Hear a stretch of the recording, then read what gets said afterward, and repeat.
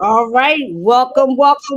We are back for another episode of the Dori on Purpose show. It's been a minute, guys, since we talked, but I'm telling you, we are back and we are back with a vengeance. This month, our theme was a story worth telling on the Dori on Purpose show. And as you all know, we are officially a podcast now, and we're streaming live on all platforms, your Apple, your Spotify, your Amazon Music, wherever you love to watch your podcast, you can find the Dori on Purpose show. But let me tell you guys why I am super excited today.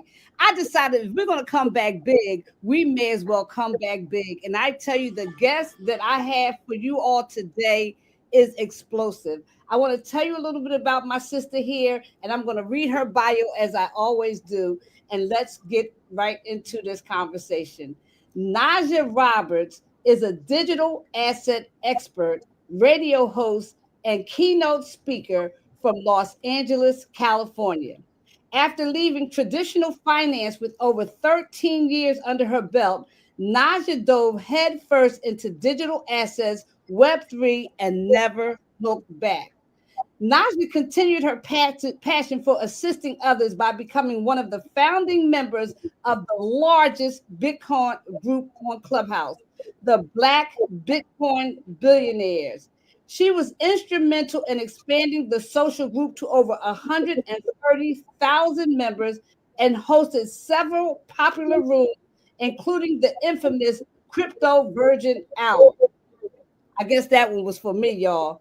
After helping thousands of listeners on Clubhouse, Najah elevated to syndicated radio, where she now hosts Ahead of the Crypto Curve on Tavis Smiley's KBLA 1580. Najah lives by the motto, success is built on the backbone, not a wishbone, and strives to embody a boots on the ground approach to community outreach. In 2021, she formed the Digital Financial Revolution Tour, an annual cross-country tour geared toward educating underserved and underrepresented areas on Bitcoin, financial resources, and practical solutions to increase economic prosperity. It is still one of the largest and only nationwide digital asset tour. While in New York, she assisted Cash App, Block, and Jay-Z's The Bitcoin Academy perfect their crypto educational offerings to the residents of Marcy houses.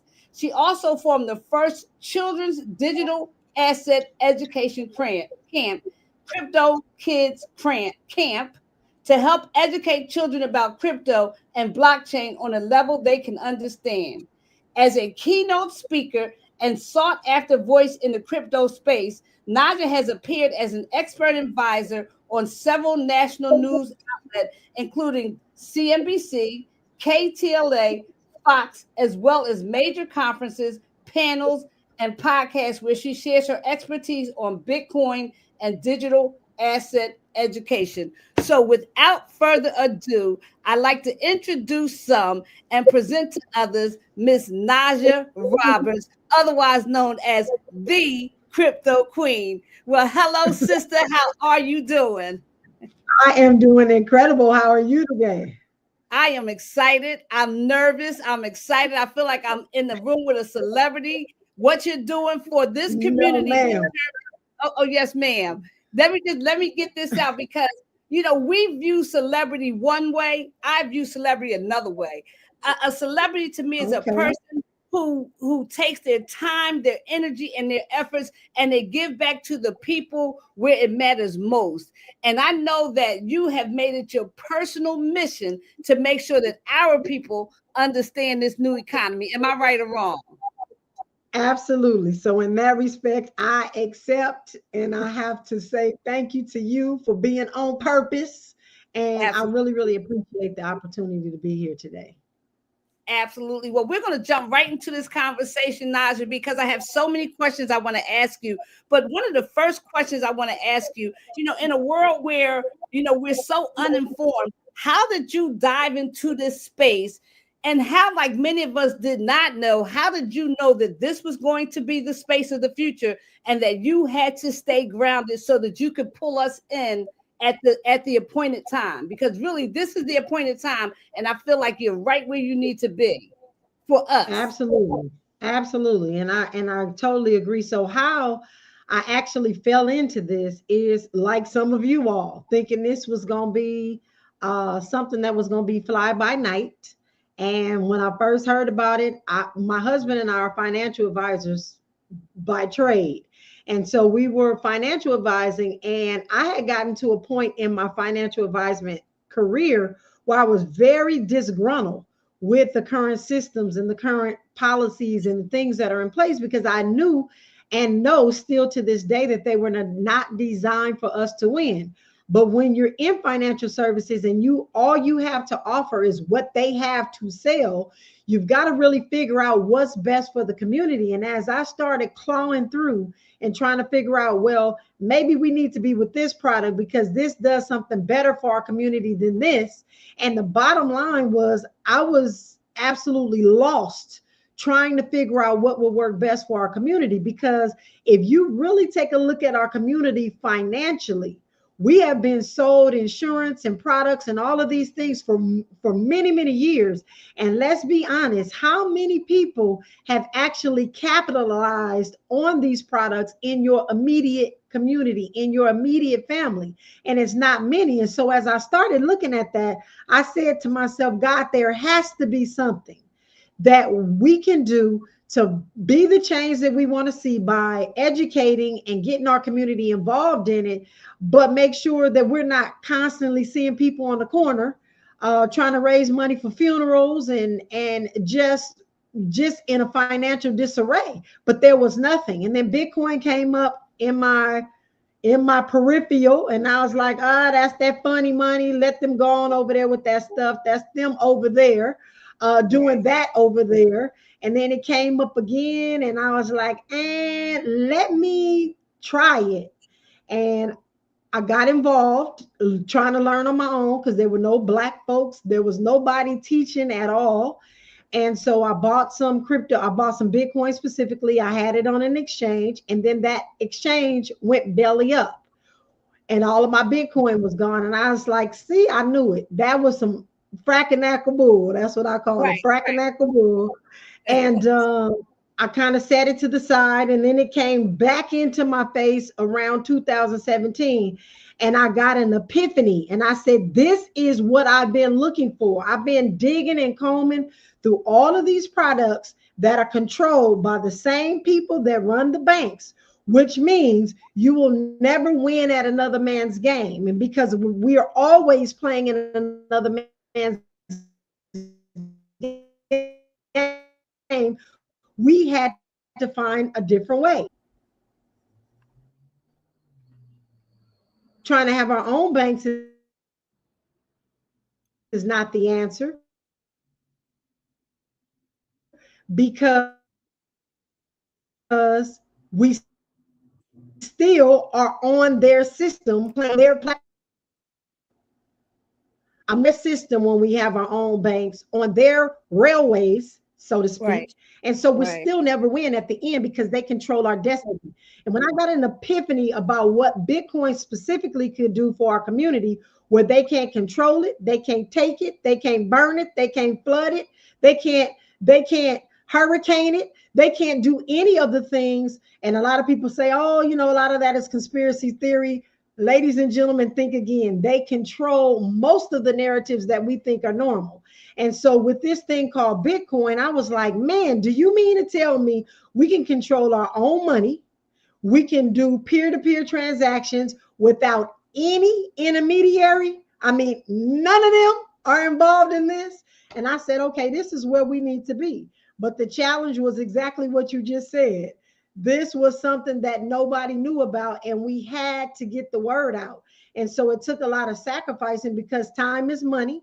And then money is money because you can't find, because Bitcoin has no corporation or CEO, there's nobody to sponsor you. So you have to get out, do tours.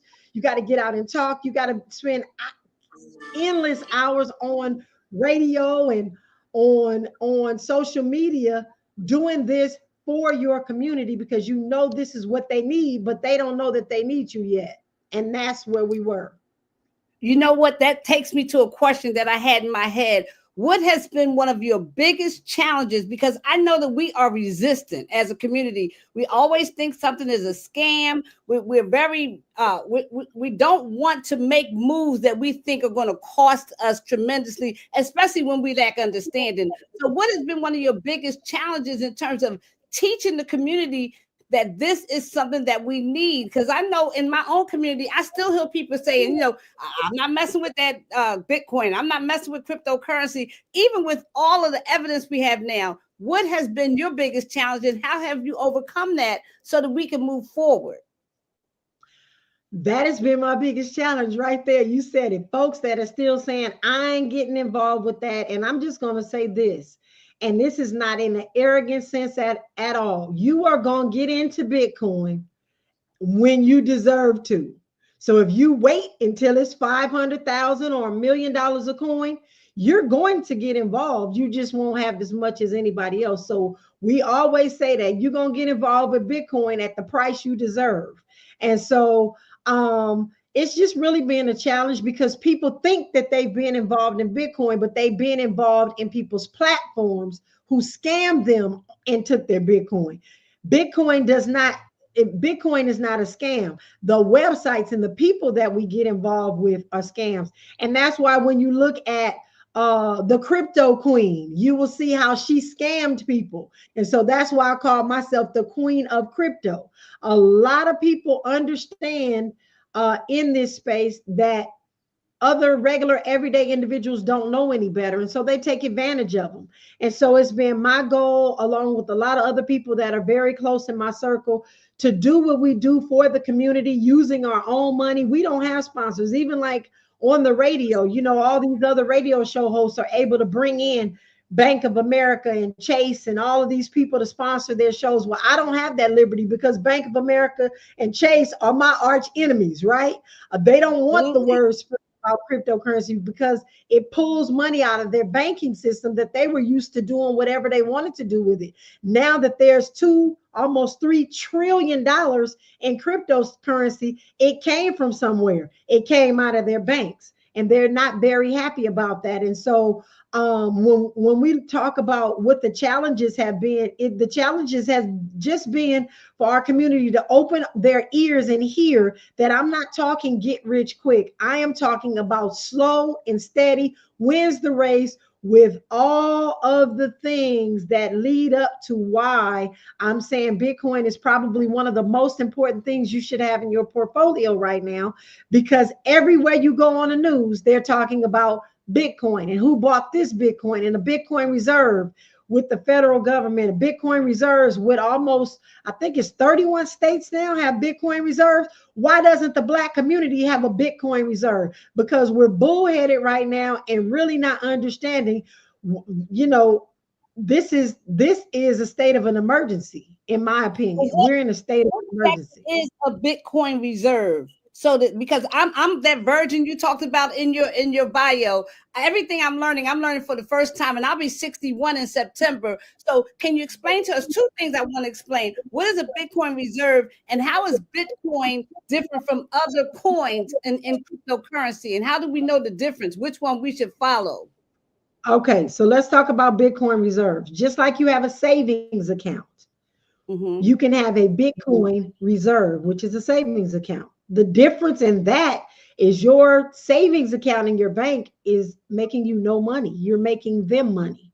But in your Bitcoin savings account or your reserve, you may look in there and you've got 10, 15, 30, 40 more dollars than you did last week. You may look in there and you've got 10, 15, $30 less than you started with. But the point of the matter is it is an ascending asset. It has just hit the number 4 asset in the world. It has now beat out Google. I don't understand how anybody can still sit on the sidelines and think that this is a scam. The way you get involved in it is a scam, but not the coin. And so when you ask what's the difference between Bitcoin and all of the other 14.5 million coins out there, because that's how many's out there, there's a Wow. huge difference. Every other coin is considered to be an altcoin, an alternative to Bitcoin. So I don't know Okay. about y'all, but I don't want the alternative to anything. I want the thing.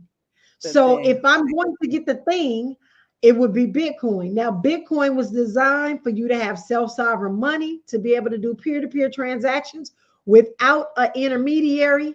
It cannot be stopped. It cannot be altered. It is in a perfect sense of a cryptocurrency, the most perfect cryptocurrency out there. Now, all these other cryptocurrencies said, okay, we see Bitcoin, we see it's great, but we want something that processes faster. So we came out with Bitcoin Cash. And then we want something that the banks can control. So we came out with XRP. And then we want something that does this. And so we came out with this. And they're doing all of these things based on what Bitcoin is doing, but they think that they can make it better and faster. But the problem with those is there's a company that the government can go to and say, shut that off. There's a group of leaders or CEOs that the government can say, you are now in handcuffs because you're doing this thing, which is why this big thing happened with XRP for so many years. They ran litigation, but you can't go to litigation with Bitcoin because Bitcoin has no CEO. The blockchain has already been set up and it is rolling whether we like it or not, and it is going to continue rolling. And so individuals just need to understand that that is where you need space in a self-sovereign space. And with all those other cryptocurrencies, they have purposes. If you like to get involved in their purpose, then you buy their coin. But when I'm talking about staple, my generational wealth, my children's crypto, it'll be Bitcoin. If I want to support the Black community and I want to get into recycling Black dollars, I'll get myself some guap coin because that's Okay. what guap coin does. And so that's the difference. If I want to do some NFTs and I want to buy a Nipsey Hussle photograph that they made with the NFT, then I'll buy myself some Ethereum. And so that's the only reason I use those other cryptocurrencies. But my slow, my steady, win the race, the rabbit and the tortoise, I'm the tortoise with the Bitcoin. And so I know that this is where I need to be and where my community needs to be. And I say it all the time. I feel like some of the cryptocurrencies that are being sold to our community are like selling people crack. And I'm not selling nobody no crack. So we're going to stick to the healthy, good stuff, and that's Bitcoin.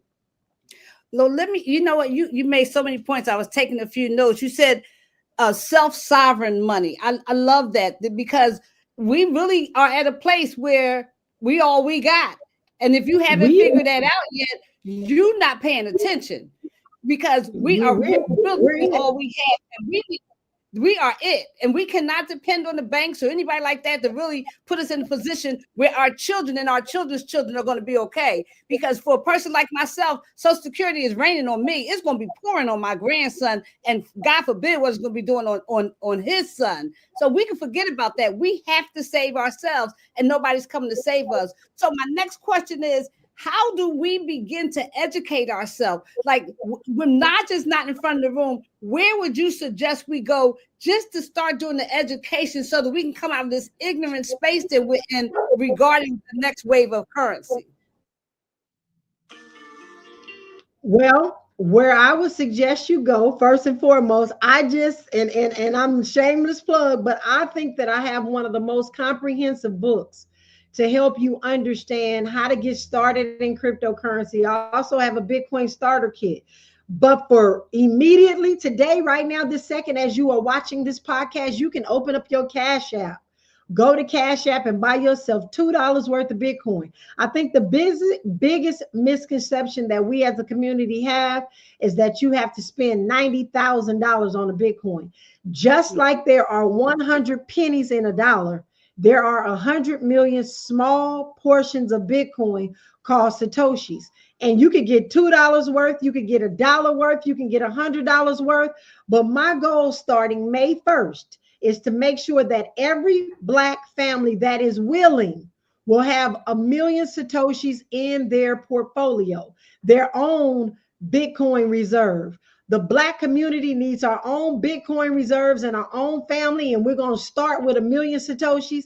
And all that is right now is $940. If you don't have $940, again, start with $4.90 and just keep adding and keep adding and keep adding until you get up to 1 million Satoshis. So that is what I'm starting on May 1st. Really digging in here, getting into some of these organizations and making sure that every Black family has 1 million Satoshis in their portfolio, because I thoroughly believe that as Bitcoin grows in value, as Bitcoin grows as a store of value, as Bitcoin grows as everything that we need it to do, that is going to be worth $1 per Satoshi, which means our families will have $1 million. So we can start that through buying it through Cash App? Is that what you're Yes, saying? Cash App is the easiest way for people to do. I have my own exchange. You can buy from me. You can go to my website. You can get all that stuff individually later. But right now, if you just say, okay, I want to start today, let me try it. Take $5 and buy it on Cash App and just watch And they should it. take $5 a week. $5, that money that we're wasting on, purchasing things online and all that. Take a couple dollars every day and throw it into your Cash App Bitcoin. That Yes. stuff, doesn't it? Yes, it adds up. And you know what? It's a mindset. You got to start to really pay attention to what's going on around you and saying, hey, you know what? I need to do something different. And I tell you, every time somebody pisses me off, every time I see something Trump is doing, I don't like, every time they taking down something at the African American Museum, y'all can't change that. You can march, you can scream, you can do whatever. But what I can do is have self-sovereign money. So when I feel like getting out of here, I have options. When I feel like moving myself wherever I want to move, I have options. And ladies and gentlemen, if you do not have the financial wherewithal to do that, you're going to be stuck. And if you're going to depend on them to give you your money out of their banks when the time comes, you are sadly mistaken. And so that's one of the things that people need to understand. There's and we get amnesia. Some of y'all need to think back to COVID when you couldn't get in the bank. And when the ATMs were not working. That is so simple and so easy for them to do. And you'll be stuck like Chuck because you won't have an opportunity to get anything out before they do whatever they're going to do. And believe me, they got something brewing. And so you need to make sure that you are ready for whatever is about to come down the pipe. And the only answer to that is self-sovereign money, money that you control, money that you actually can move without asking. Can I get my money out of the bank, please? Oh, no, ma'am, we don't have it here. You can come back on Thursday and we can get you your money. But by the way, why do you need your money? What are you doing with your money? How do you find these people that you're about to give your money to? Are you sure this is what you want to do? And if it's not the right answer, ladies and gentlemen, the answer to getting your money out is no. Y'all didn't even know they could do that, but they do. They do it. And no. don't want a substantial amount. They really want to dig into your business. If you want something over $10,000, you almost have to call the judge to meet you at the bank. So listen, guys, we're listening to Najah Roberts. She is the queen of crypto. Her website is running across the bottom of our screen. AskNajahRoberts.com. She is giving us a whole education of how we need to approach this whole situation of cryptocurrency, in particular Bitcoin. And I love the conversation that we're having because it's so necessary. I want to move forward a little bit. She mentioned it a bit, but I want to talk about this book, Najah. I want to talk about Queens in Crypto. What inspired you to write this book? I kind of got a sense. And what can we expect when we read this book? Because I've ordered mine and I can't wait to dig into it. What should I be focusing on when I read Queens in Crypto, which is available, by the way, on Amazon? What can we expect with this book? Well, really just really comprehensive. I think when people are listening to people talk about cryptocurrency and blockchain, it's like so high level, your ears just turn off because you don't want to Right. be hearing all that technical stuff you don't understand, and they going into decentralized and fragmented, and it's just all of this stuff, and it becomes too much. And when it's too much for most people, they just cut it off. And so we designed this book so that it's easy to read. They're not calling anybody simple, or, but we just need regular down to earth. Just talk to us, talk to our people, understand our community and what our needs are. And so that's what we did in this book. That's what I did in this book, is just really try to make sure I had the basic, the simple things. So you hear some of this terminology, and as people are talking, they expect you to know it already. They expect you to know what FOMO is, or HODL, or all of these things. And who would know that HODL used to mean hold, but it was a group of Caucasian guys who were saying, hold on to your Bitcoin for dear life. And one of them was drunk and wrote HODL. So they put hold on for dear life. And so hold is spelled different. And so it's just a way to really kind of bring people into my world, but piece by piece. And not, I mean, because being in this cryptocurrency space is like drinking water out of a water hose that's on full blast. You're not going to get it all in 30 minutes. You're not going to get it all in an hour. It's little by little, and you've got to get into groups where people are talking about it, and you got to stay away from scammers. Most of the platforms that will tell you that they're going to trade for you, and you're getting daily this, and you're going to get this, and you're going to get this. Most of them, ladies and gentlemen, are scams, and they look good. And a lot of them look like us. And a lot of them are talking about Jesus, and they have Reverend in the front of their name. Ladies and gentlemen, they run off too. And I love me some of my pastors and friends and folks, but I will tell you, this space has been the space where you almost want to hear anything about religion and crypto and kind of say, because that's been a sore thumb of mine. The minute I hear Reverend Cynthia Pettyon, who happened to rip off the most affluential Black folks in America, and I'm putting her name out there, research it. She came on, her and her husband, they looked good, they were amongst us, and got away with hundreds of millions of dollars of Black folks' money. And so that's another thing that I'm very careful. I don't push anybody's product, because my grandmother used to say, they'll learn you, darn you. Well, They learn. a lot of they'll learn you, darn you. And I'm telling y'all, stay away from get rich quick. This is a slow and steady wins the race, period. Period. Bitcoin is not going to 500,000 next month. It is going to have a slow incremental growth, as it has been, because it's only 14. Well, it is 16 years old. 16 years old. I was supposed to have a sweet 16 for it this year, and stuff was just lifing, because I do still and stuff like that. But it was supposed to have a sweet 16 this year. So Bitcoin is 16 years old. But think about it. How many 16-year-olds do you know? Do they know where they're going in life? Do they know what they want to be? Do they know if they want their hair red or blue or purple or bald or a fro? They just don't know what they want. And Bitcoin, you got to look at it like a teenager. It is trying to learn its way in a new world that it's never been in before. It's competing with Fidelity, and it's competing with people that are saving in gold. It's competing with people that are in the stock market.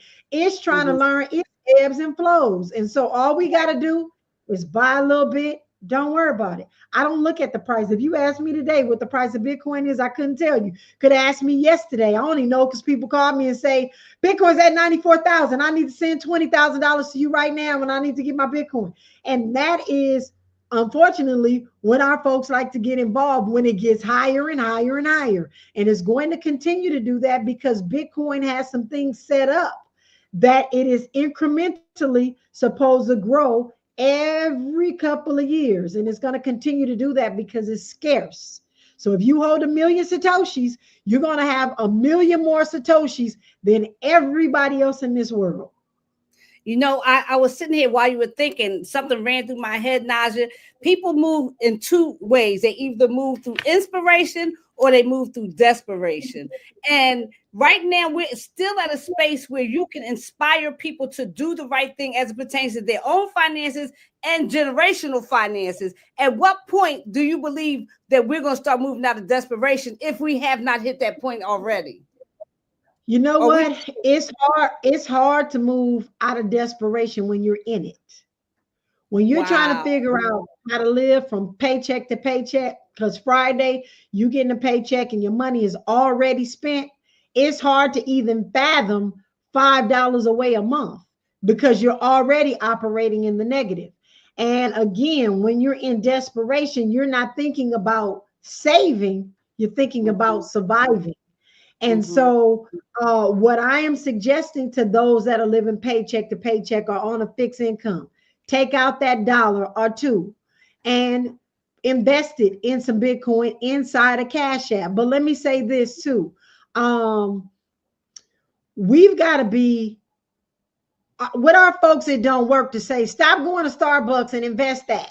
You got to show people what could be their alternative. So for a year, I did exactly this. I love medicine balls because I'm talking all the time at Starbucks. I need that tea. I need that honey. I need that lemon. But I learned how to make it on my own and take that $6 and put it into Bitcoin. So I did a $6 a day for an entire year. And I made my medicine ball at home, but that takes a little bit more preparation. It actually saved me money because to make a medicine ball only cost me about 50 cents. So I got my tea bag for the Starbucks. $6. $6. Yes. And so I not only made my own, which was probably healthier, but I also began to save. And so you got to really take a look at what you can not necessarily take away. Because a lot of people are like, oh, well, I got to get my nails done. I got to get my eyebrows, blah, blah. Well, you could get your nails done, but instead of getting that $6 charm on your nail, take that $6 and buy yourself some Bitcoin. Instead of getting, I don't know, whatever additional stripes or whatever, just take that little bit of money and put it into Bitcoin. You've got to make a cut somewhere if you're barely making it by. Even if you're a person of means, you've really got to figure out how adding Bitcoin to your portfolio could help you. And I'm not talking about going to Fidelity and saying, okay, I want to rock with y'all because I know y'all are reputable and you're in the Bitcoin space because they are. But guess what, ladies and gentlemen? They're giving you exposure to Bitcoin, not Bitcoin, which means they're smoking the weed and you getting the puff, the, what do we call it? You getting you getting the contact. You getting the contact. But you don't want the contact, you want the thing. And I don't smoke weed, so that was probably a bad analogy. But everybody understand what you're talking about, though. You're getting the contact and not the actual benefits. And so when you buy from Fidelity, BlackRock, you're doing a Bitcoin ETF, you're getting it in your 401k, you're doing all of these things. You are getting the contact, not the actual thing. So just make sure that you're clear. You can own the actual asset without any intermediary. You don't need them. And as much as they're about to come into this space and tell you how much you need them, ladies and gentlemen, you do not. The banks just got authorization to hold your Bitcoin. But you know what I say? No, thank you. I appreciate you. I appreciate all you do or don't do for the Black community, but no, thank you. I got No, this this. one we're gonna do on our Got own. We're this. gonna do this on our Yeah. own. I'm looking Yeah. at the clock. I can't believe it is 1:43. I'm gonna have to ask you in front of all the people, would you consider coming back? This is a subject that we might have to do in 2 episodes. We'll work out the Absolutely, I details. will. But let me tell you all, Absolutely, I guys, we will. are listening to the Queen of Crypto. Do not get her confused with the Crypto Queen. Those are two different people. We're listening to the Queen of Crypto, Miss Najah Roberts. You can find all things Najah Roberts on her website, Ask Najah Roberts. It's scrolling. If you're looking at this on video, it's scrolling on the bottom of our screen. If you're listening to this on the podcast, is Ask, ASK. Najah is spelled Najah Roberts.com. You need to know this lady. She is one of the pioneers in the crypto space for our community, and she is committed. How many years has it been now, Najah, for you in this space? Man, for me in this space, it has actually been 8 years. 8 years Eight of years. That's grinding a through, commitment. That is a true trying to commitment. make. Well, go ahead. I'm sorry. No, no, no. I Did was you? just trying to say, trying to make a straight path for our community to get on. So we got to get this. Well, before we close out, can you give us an idea of some of the upcoming? I know you got a book tour coming up. I know you got a lot of exciting things happening. Anything you want us to know about before we go ahead and close out this first episode? Because Najah has already agreed to come back and talk to us one more again, one more time. So what you got going on? Absolutely. Absolutely. So this Saturday coming up, and we want this to be a timeless podcast, but this Saturday coming up on May 3rd, we'll be in Inglewood at the Bayou Grill. A lot of people don't know the Nipsey Hussle and I were working together or getting ready to work together on a project in the cryptocurrency space. And then he had an untimely demise. And so I will be at his stepfather's establishment called the Bayou Grill, not even just for my book signing, but really giving the community we're going to be honoring Nipsey as well for being one of the other pioneers in the cryptocurrency space. That's this Saturday from 1 to 4. Any chance we can get you out here on the East Coast? What we have to do to get you on the East Coast? I think you just hit the mute button. Any chance we can get you on the East Coast? Absolutely. You can get me on the East Coast. So let's talk about it. I love the East Coast. My folks are on the East Coast. I have to say, y'all do it a different kind of way. And I love the hospitality on the East Coast. So, yes, ma'am, please have me there. I would love to. Absolutely. We're gonna work that out. Well, guys, we wish we could stay all day. I want to take this opportunity to thank my sister, Miss Najah Roberts, the Queen of Crypto. Again, you have to go to Amazon and get her book. It's called Queens in Crypto. It's available right now on Amazon. Let me tell you, we all are in this space, whether we want to be here or not. We are no longer, it's no longer an option, you guys. And we have this sister who is leading the way for us, who is giving us the deets on how we can get in without getting hurt, because so many people got hurt in the space. I think that's why we're so skeptical. So I'm gonna go ahead and say thank you on behalf of our guests. I look forward to having you back, Miss Najah Roberts. I know you got that little baby over there waiting, your little grandson that I had a chance to see his beautiful face. We're doing this. This is what we're doing it for. We're doing it for our children and our children's children. So any last words before we close out and take this thing home? No, ma'am. Just thank you very, very much for being Dori on purpose. And I appreciate you. And I look forward to rocking with you for many years to come, sister. Let's make this happen. Absolutely. Well, you heard it first here on the Dori on Purpose show. We are going to have Miss Najah Roberts back again. We are super excited that you joined us today. We will be here every Thursday in the month of May. And listen up, stay tuned, because we got some good guests coming your way. So here at the Dori on Purpose show, we want to say thank you. Enjoy your day, and we'll see you soon.